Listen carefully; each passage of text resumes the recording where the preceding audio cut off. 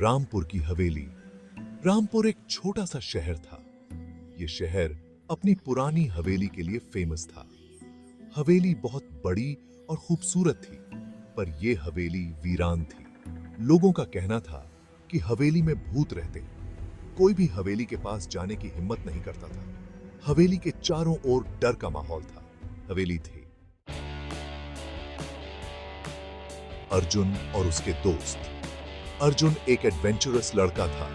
उसे रहस्य सुलझाने में मजा आता था। उसके दो दोस्त थे, सोनू और मोहन। सोनू और मोहन भी अर्जुन की तरह एडवेंचरस थे। तीनों दोस्त हमेशा नए एडवेंचर की तलाश में रहते थे। हवेली का रहस्य। एक दिन अर्जुन, सोनू और मोहन ने हवेली के बारे में सुना। उन्होंने डिसाइड किया कि वे हवेली के रहस्य को सुलझाएंगे। उन्होंने हवेली के बारे में इंफॉर्मेशन इकट्ठा की। उन्होंने हवेली के आसपास रहने वाले लोगों से भी पूछताछ की।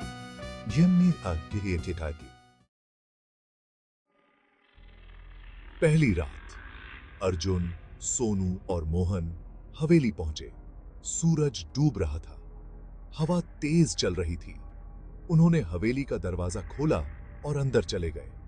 हवेली अंदर से भी ज्यादा डरावनी थी। रात गहरी होती जा रही थी। अचानक अर्जुन को एक साया दिखाई दिया। साया हवेली की दीवार पर घूम रहा था।